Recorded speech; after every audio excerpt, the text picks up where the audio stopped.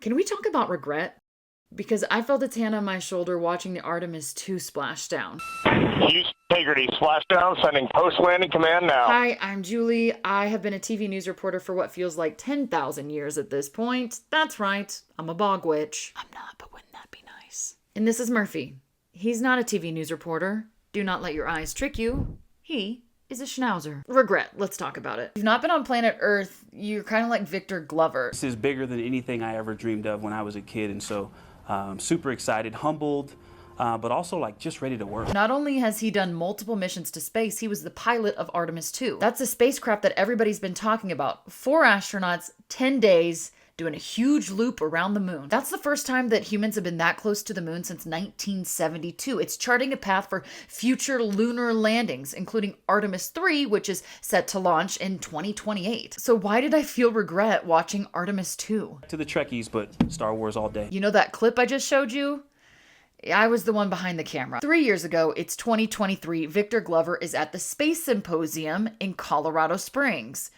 The Space Symposium is a huge deal. It brings together space agencies from across the globe. As per usual, I was reporting on the morning news, so my shift is around 3:30 or 4 till about noon, but I thought I'd be a team player and shoot a story at the Space Symposium to air the next morning. So my day is like long. I think I worked until like 6:30, maybe 7. 7. Back to the Space Symposium. So Victor Glover is there. Obviously a huge deal, but in that moment, I didn't realize how big of a deal that was. All the reporters wait patiently outside of a conference room before we're welcomed in. He speaks to everyone and then fields questions. And I've got to tell you, in that moment, I did not recognize that my present was witnessing history. I did not recognize the significance of the questions that were leaving my mouth and going to his ears, which he answered so gracefully and with so much kindness. So when I watched Artemis 2 splash down off the coast of San Diego, as so many of us did, I felt the regret. I'd not felt the regret up until this moment. Not in the slightest. I'd watched it launched. We had talked about it on the newscast all week leading up to that, but I didn't feel any regret until I saw it splash down in the water. And it was in that moment that I went, man, I missed it. I missed the mark, and I have regret about that. I call it a podcast to one of my really good friends. He loves space.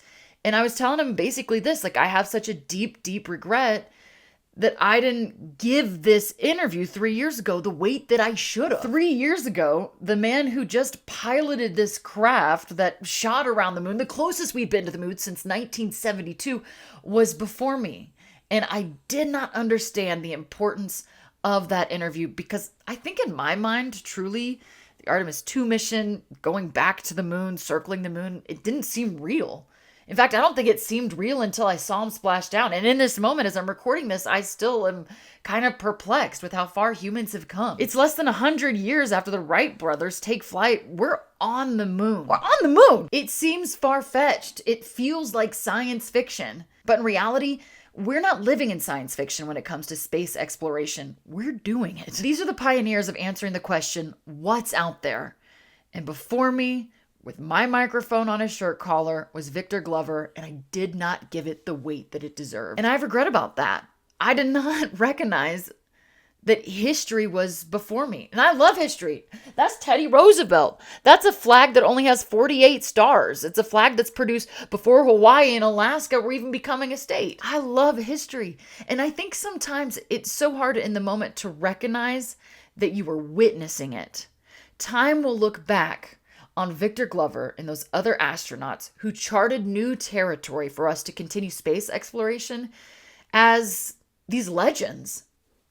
I interviewed a legend and I didn't give it the weight it deserved because I did not know how much weight it deserved because in my mind, it wasn't a reality. It wasn't a thing. It just seemed imaginary. But watching the Artemis 2 splash down and seeing those astronauts emerge from that capsule, my goodness, it was if in a moment we as a country, perhaps we as a globe came together and we're all holding our breath.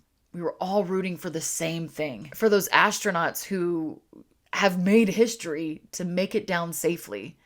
And they did. So I've been working through this regret. How could I have done this better? How could I have better understood the moment when I was in the moment? And I think the conclusion is that there will be moments in your life when you do not recognize that history is before you. You do not understand the weight of the moment. Certainly, I didn't recognize the weight of the moment in the moment, and now I definitely feel like a fool. On that day, it had been a long day. I worked the morning shift, I drove to the Space Symposium, I worked through the evening. I had to be back on TV the next morning at 5 a.m. 5 a.m., not my start time, that's the start of our show. Feed the beast, as we call it in TV news.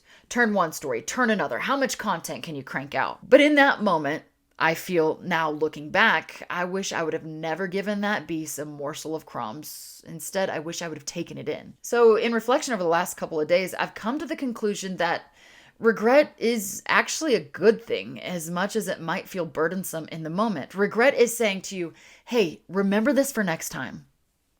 Choose differently, do differently, recognize the moment when it is happening next time. Comment below. I want to know, when is the last time that you felt overwhelming regret, perhaps personally or professionally? What did you do with it?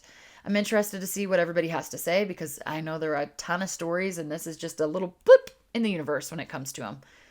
Thanks for watching. I really do appreciate it. Make sure you like, comment, and subscribe. Murph would also really appreciate that. He's just a boy. I adopted him from the National Meal Dog Rescue. He's fine. He's very spoiled.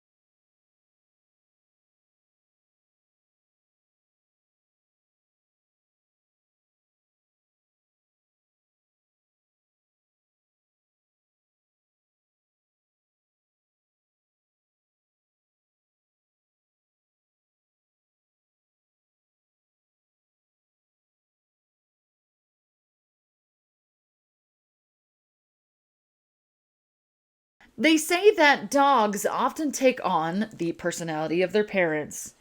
Murphy certainly has. He loves attention and a microphone. Get down.